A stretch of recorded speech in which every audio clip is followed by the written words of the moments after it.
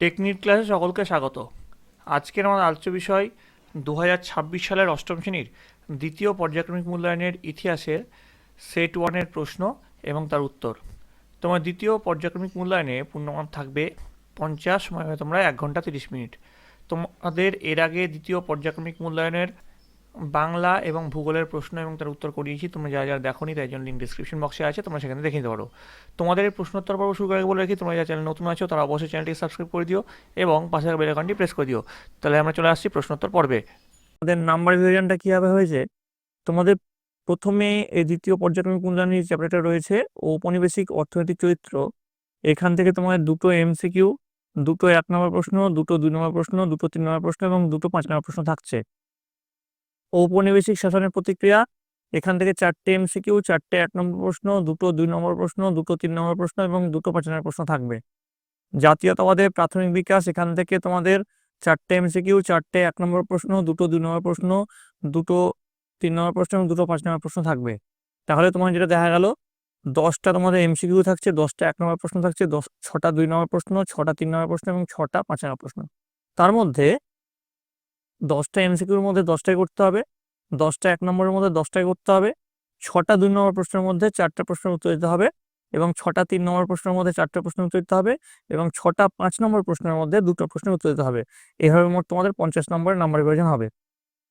তো দেখো, তোমাদের প্রথম যে প্রশ্ন আছে ঠিক উত্তরটি বেছে নিয়ে লেখো। 1 × 10 = 10। প্রথম প্রশ্ন, সূর্যাস্ত আইন যুক্ত ছিল মহলওয়ারি বন্দোবস্ত, রায়তওয়ারি বন্দোবস্ত, চিরস্থায়ী বন্দোবস্ত নাকি ভাই কাচারি বন্দোবস্তের সঙ্গে? উত্তর হচ্ছে চিরস্থায়ী বন্দোবস্ত। নেক্সট প্রশ্ন, ভারতে প্রথম পাটের কারখানা চালু হয়েছিল রিসরায় নাকি কলকাতায় নাকি চেন্নাইতে নাকি দিল্লিতে? উত্তর হচ্ছে রিসরাই। নেক্সট, ব্রিটিশ ভারতে ঔপনিবেশিক শাসনের অন্যতম প্রতীক ছিল? উত্তর হচ্ছে রেলপথ। পরের প্রশ্ন, 4 নম্বর প্রশ্ন, আত্মীয় সভা প্রতিষ্ঠিত হয় কত খ্রিস্টাব্দে? উত্তর হচ্ছে 1815 খ্রিস্টাব্দে। নেক্সট দেখো, প্রার্থনা সমাজের একজন নেতার নাম হলো, এদের মধ্যে কে কে? দেখো, এদের মধ্যে যিনি প্রার্থনা সমাজের একজন নেতা তিনি হচ্ছেন মহাদেব গোবিন্দ রানাডে। পরের প্রশ্নে চলে যাবো আমরা। দেখো, দ্বিতীয় বাহাদুর শাহকে দোষী ঘোষণা করে নির্বাসন দেওয়া হয় কোথায়? উত্তর হচ্ছে রেঙ্গুনে। আচ্ছা, রেঙ্গুনটা কোথায় অবস্থিত বর্তমানে সেটা অবশ্যই কমেন্ট করে তোমরা জানাবে এবং কমেন্টে তোমাদের বিদ্যালয়ের নাম এবং কে কোন জেলা থেকে দেখছো সেটা কিন্তু লিখতে ভুলবে না। নেক্সট দেখো, পরের প্রশ্ন, স্বরাজ আমার জন্মগত অধিকার উক্তিটি করেছেন কে? করেছেন এর মধ্যে উক্তিটি করেছেন, সঠিক উত্তর হচ্ছে বাল গঙ্গাধর তিলক। পরের প্রশ্ন, বেঙ্গলি পত্রিকার প্রতিষ্ঠাতা সম্পাদক ছিলেন? তো এদের মধ্যে যেটা সঠিক উত্তর সেটা হচ্ছে সুরেন্দ্রনাথ বন্দ্যোপাধ্যায়। পরের প্রশ্ন, জাতীয় শিক্ষা পরিষদ গঠিত হয়েছিল কত খ্রিস্টাব্দে? সঠিক যেটা উত্তর সেটা হচ্ছে 1906 খ্রিস্টাব্দে। পরের প্রশ্ন, 10 নম্বর, বাংলায় বিপ্লবী আন্দোলনের সঙ্গে জড়িত ছিল, এর মধ্যে কোন পত্রিকা জড়িত ছিল? সেটা হচ্ছে যুগান্তর পত্রিকা। পরের প্রশ্ন দেখো, 2 এর দাগের প্রশ্ন, ঠিক না ভুল দেখো, যে কোনো 5টি। 1 × 5 = 5। দাক্ষিণাত্যে তুলো চাষের সঙ্গে আমেরিকার গৃহযুদ্ধের বিষয় জড়িত ছিল, এটা ঠিক। টেলিগ্রাফ ব্যবস্থা কোম্পানি শাসনের কথা মাথায় রেখে বানানো হয়েছিল, এটাও ঠিক। তিতুমিরের নেতৃত্বে নারকেলবেড়িয়াতে ওয়াহাবি আন্দোলনের সূচনা হয়, এটাও ঠিক। লর্ড ক্যানিং ছিলেন ভারতের শেষ গভর্নর জেনারেল, এটা ভুল। অর্থনৈতিক জাতীয়তাবাদের প্রবক্তা ছিলেন অরবিন্দ ঘোষ, এটাও ভুল। আচ্ছা, ভারতের শেষ গভর্নর জেনারেল কে ছিলেন? কমেন্ট লিখে অবশ্যই জানাবে। 6 নম্বর, বিপ্লবী ক্ষুদিরাম বসু ও প্রফুল্ল চাকি বাংলার প্রেসিডেন্ট ম্যাজিস্ট্রেট কিংসফোর্ডকে হত্যার উদ্যোগ নিয়েছিলেন, এটাও ঠিক, তাই জন্য রাইট দেওয়া হয়েছে। পরের প্রশ্ন, নিচের প্রশ্নের উত্তর দাও। 1 × 5 = 5। প্রথম প্রশ্নে চলে যাবো। দেখো, কার আমলে ভারতে রেলপথ নির্মাণের সূচনা হয়? উত্তর লিখবে লর্ড ডালহৌসির আমলে। পরের প্রশ্ন, সম্পদের নির্গমন তত্ত্বটি ভারতে প্রচার করেন কে? উত্তর হচ্ছে দাদাভাই নওরোজি। পরের প্রশ্ন, আর্য সমাজের প্রতিষ্ঠাতা কে? উত্তর হচ্ছে দয়ানন্দ সরস্বতী। নেক্সট, নীলদর্পণ নাটকটির ইংরেজি অনুবাদক কে? উত্তর হচ্ছে মাইকেল মধুসূদন দত্ত। পরের প্রশ্ন, বঙ্গলক্ষ্মী কটন মিলস কত সালে চালু হয়েছিল? উত্তর হচ্ছে 1906 সালে। পরের প্রশ্ন, নিচের প্রশ্নগুলির উত্তর দাও। 2 × 3 = 6। প্রথম প্রশ্ন কি আছে দেখো, সূর্যাস্ত আইন কাকে বলে? উত্তর লিখবে, সূর্যাস্ত আইন ছিল 1793 খ্রিস্টাব্দে কর্নওয়ালিস প্রবর্তিত চিরস্থায়ী বন্দোবস্তের একটি শর্ত। তো সূর্যাস্ত আইনে কি বলা আছে? চিরস্থায়ী বন্দোবস্তে জমিদারকে বছরের একটি নির্দিষ্ট দিনের মধ্যে কোম্পানির প্রাপ্য রাজস্ব জমা দিতে হতো। শেষ দিনে সূর্য অস্ত যাওয়ার আগেই প্রাপ্য রাজস্ব কোম্পানিকে জমা দিতে না পারলে জমিদারের জমিদারি হাতছাড়া হতো। কোম্পানির রাজস্ব আদায়ের এই নিয়মকে সূর্যাস্ত আইন বলা হয়। চিরস্থায়ী বন্দোবস্তে জমির অধিকার জমিদারের দখলে থাকলেও বাস্তবে সমস্ত জমির চূড়ান্ত মালিকানা ছিল কোম্পানির হাতে। কোম্পানি জমির মালিকানা নিজের হাতে রাখার জন্যই সূর্যাস্ত আইন চালু করে। নেক্সট দেখো কি আছে, 2 নম্বর প্রশ্ন, অবশিল্পায়ন বলতে কি বোঝো? দেখো, অবশিল্পায়ন বলতে কি বোঝানো হচ্ছে সেটা তোমাদের এখানে ডিসপ্লে করা হচ্ছে, আমি আর পড়লাম না। কি কি পয়েন্টের উপর বেস করে লেখানো হয়েছে দেখো, 1813 খ্রিস্টাব্দের অবাধ বাণিজ্য নীতি, অসম শুল্ক নীতি, ইংল্যান্ডের শিল্প বিপ্লব, হ্যাঁ, এইসব কারণের উপর বেস করে অবশিল্পায়ন বলতে কি বোঝে লেখানো হয়েছে। তোমরা একবার দেখে নিও, পড়ছি না, এমনিতেই 50 নম্বর তোমাদের পরীক্ষা, ভিডিওটা অনেকটাই লম্বা হয়ে যাচ্ছে। পরের প্রশ্ন চলে যাবো, 3 প্রশ্ন, দিকু কাকে বলা হয়? উত্তর লিখবে, সাঁওতালরা তাদের এলাকায় বহিরাগত মহাজন ও জমিদারদের দিকু বলে অভিহিত করত। নেক্সট দেখো, 5 প্রশ্ন, সংক্ষিপ্ত উত্তর দাও, 3 × 3 = 9। প্রথম প্রশ্ন চলে যাবো, কি রয়েছে প্রথম প্রশ্ন, সম্পদের বহির্গমন। ড্রেন থিওরি বা সম্পদের বহির্গমন বলতে বোঝায় ভারতের সম্পদ ইংল্যান্ডে চলে যাওয়াকে। ভারতের ড্রেন থিওরি বা সম্পদের বহির্গমনের প্রবক্তা হলেন দাদাভাই নওরোজি। শর্ট কোশ্চেনেও কিন্তু এটা তোমাদের করিয়েছি, ঠিক আছে। এবার সম্পদের বহির্গমনটা কি দেখো, ব্রিটিশ আমলে ভারতের সম্পদ বিভিন্নভাবে ব্রিটেনে স্থানান্তরিত হতো, ফলে ভারতেরও অবস্থার উন্নতি হতো না। ভারতের অর্থনীতিকে ব্রিটেনের প্রয়োজনে ব্যবহার করা হতো। বস্তুত ভারতে ব্রিটিশ সরকার স্পঞ্জের মতো কাজ করত, ভারতের সম্পদ শোষণ করত আর তাই ইংল্যান্ডে জমা করত। ভারতের ব্রিটিশ আমলে ব্রিটেনের জাতীয় আয়ের 2% সম্পদ ছিল ভারত থেকে নিয়ে যাওয়া সম্পদ। পরের প্রশ্ন কি আছে, টিকা লেখো, জ্যোতিরাও ফুলে। উত্তর লিখবে, জ্যোতিরাও ফুলে ছিলেন মহারাষ্ট্রের একজন উল্লেখযোগ্য সমাজ সংস্কারক। তিনি ভারতীয় সমাজের নিম্নবর্গীয় মানুষের সামাজিক মর্যাদা প্রতিষ্ঠার জন্য আন্দোলন করেছিলেন। এই আন্দোলনে তার স্ত্রী সাবিত্রীবাঈর অবদানও ছিল বিশেষ গুরুত্বপূর্ণ। খ্যাতির কারণ, ফুলে নারী শিক্ষা প্রসারের জন্য 1851 খ্রিস্টাব্দে পুনা শহরে একটি বিদ্যালয় প্রতিষ্ঠা করেছিলেন। বিধবা পুনর্বিবাহ আন্দোলনের ক্ষেত্রে তিনি মহারাষ্ট্রে উল্লেখযোগ্য ভূমিকা পালন করেন। নিচুতলার মানুষদের অধিকার প্রতিষ্ঠার জন্য তিনি সত্যশোধক সমাজ প্রতিষ্ঠা করেছিলেন। এবার দেখো, পরের যেটা আছে, টিকা লেখো, সভা সমিতির যুগ। উত্তর লিখবে, ইংরেজ ঔপনিবেশিক শাসনে নতুন ভূমি বন্দোবস্ত, নতুন শিল্প বাণিজ্য ও পাশ্চাত্য শিক্ষা ভারতীয় সমাজে পুঁজিবাদী উচ্চবিত্ত শ্রেণী গড়ে তোলে।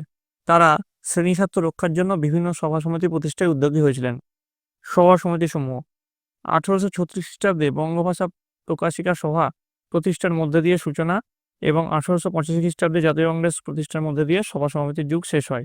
এই যুগের উল্লেখযোগ্য সমিতিগুলি ছিল ব্রিটিশ ইন্ডিয়ান অ্যাসোসিয়েশন, পুনা সার্বজনিক সভা, বোম্বাই নেটিভ অ্যাসোসিয়েশন, মাদ্রাজ মহাজন সভা, কলকাতায় ইন্ডিয়ান লীগ ও ইন্ডিয়ান অ্যাসোসিয়েশন।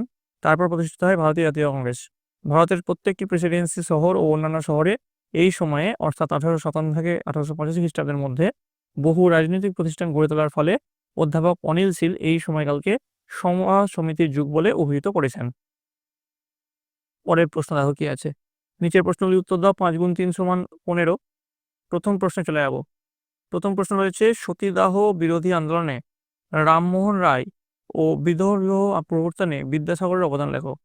প্রথমে দেখো, এখানে লেখানো কি হচ্ছে, সতীদাহ প্রথা বিরোধী আন্দোলনে রামমোহন রায়। উত্তর লিখবে, 19 শতকে পাশ্চাত্য শিক্ষার সংস্পর্শে এসে প্রগতিশীল উদারপন্থীরা কুসংস্কারাচ্ছন্ন সমাজ ব্যবস্থার বিরুদ্ধে আন্দোলন শুরু করে।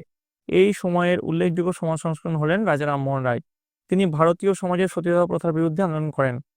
তারপর পয়েন্ট দেবে, রাজা রামমোহন রায় ও সতীদাহ প্রথা বিরোধী আন্দোলন। দিয়ে লিখবে, রাজা রামমোহন রায়ের উদ্যোগ। দিয়ে লিখবে, ভারতের সমাজ সংস্কার আন্দোলনের পথিকৃৎ হলেন রাজা রামমোহন রায়। তার উল্লেখযোগ্য সমাজ সংস্কার আন্দোলন হলো সতীদাহ প্রথার বিরুদ্ধে আন্দোলন। ব্রিটিশ সরকার এই নিষ্ঠুর প্রথা বন্ধ করার পক্ষপাতী হলেও ধর্মীয় আচরণে হস্তক্ষেপ করে ভারতীয়দের ক্ষুব্ধ করতে রাজি ছিল না। শাস্ত্রের উদ্ধৃতি, রামমোহন মনুসংহিতা ও অন্যান্য শাস্ত্রের উদ্ধৃতি দিয়ে প্রমাণ করেন যে শাস্ত্রে বিধবাদের সংযমী জীবনযাপনের নির্দেশ দেওয়া হয়েছে, পুড়িয়ে মারা নয়। সতীদাহ প্রথার সমর্থক গোঁড়া ও রক্ষণশীল হিন্দুদের বিরুদ্ধে রামমোহন রুখে দাঁড়িয়েছিলেন। জনমত গঠন, 1818 খ্রিস্টাব্দে এক পুস্তিকা বিতরণ করে তিনি জনমত সৃষ্টির চেষ্টা চালান। সংবাদ কৌমুদী পত্রিকা প্রকাশ করে সহমরণ বা সতীদাহ প্রথার তীব্র বিরোধিতা করেন। আইন প্রণয়ন, অবশেষে বড়লাট লর্ড উইলিয়াম বেন্ডিং 1829 খ্রিস্টাব্দে 17 নম্বর রেজুলেশন জারি করে সতীদাহ প্রথা নিষিদ্ধ ঘোষণা করেন। দেখো, এই প্রশ্নের আরো কিছুটা কন্টিনিউশন পার্ট রয়েছে, পরের স্লাইডে চলে আসছি আমরা। দেখো অবদান দিয়ে, দেখো অবদান এখানে যেটা লেখানো হয়েছে সেটা লিখবে, আমি আর পড়লাম না। তারপর নেক্সট পয়েন্টে বিধবা বিবাহ প্রবর্তনে বিদ্যাসাগর অবদান, এখানে এর আগে রাজা রামমোহন রায় করলাম, এবার বিধবা বিবাহের ক্ষেত্রে বিদ্যাসাগর অবদান সেটা এখানে লেখানো হচ্ছে। কি কি পয়েন্টের বেস করে লেখানো হয়েছে দেখো: বিদ্যাসাগর ও বিধবা পুনর্বিবাহ আন্দোলন, শাস্ত্রের উদ্ধৃতি, জনমত গঠন, আইন প্রণয়ন, ঠিক আছে, দিয়ে শেষ করবে দাক্ষিণাত্যে বিধবা বিবাহ আন্দোলন শুরু করেন। ঠিক আছে, এই বলে শেষ করবে। আমি আর পড়লাম না, ভিডিওটা এমনিতে লম্বা হয়ে যাচ্ছে। দেখো, আশা করি তোমরা সকলে ভিডিওটা পজ করে লিখে নিয়েছো। এবার চলে আসবো পরবর্তী প্রশ্ন। ঔপনিবেশিক ভারত ছিল ব্রিটিশ সাম্রাজ্যের রত্ন, ব্যাখ্যা করো। উত্তর লিখবে, ভারত ছিল ব্রিটেনের উপনিবেশগুলির মধ্যে অন্যতম প্রধান উপনিবেশ। উপনিবেশ হিসাবে ভারতীয় অর্থনীতির অভিমুখ ছিল ব্রিটেনের স্বার্থে পরিচালিত। যে পয়েন্ট করবে, প্রথম পয়েন্ট দেবে, 2 নম্বর পয়েন্ট দেবে, 3 নম্বর পয়েন্ট দেবে, যেমন পয়েন্ট ওয়াইজ লেখানো হচ্ছে ঠিক তেমনভাবে তোমরা পয়েন্ট ওয়াইজ কিন্তু লিখবে। ঠিক আছে, 4টে পয়েন্টে এটা লেখানো হলো, এই 4টে পয়েন্ট লিখলেই তোমাদের এই প্রশ্নের উত্তরটা হয়ে যাবে।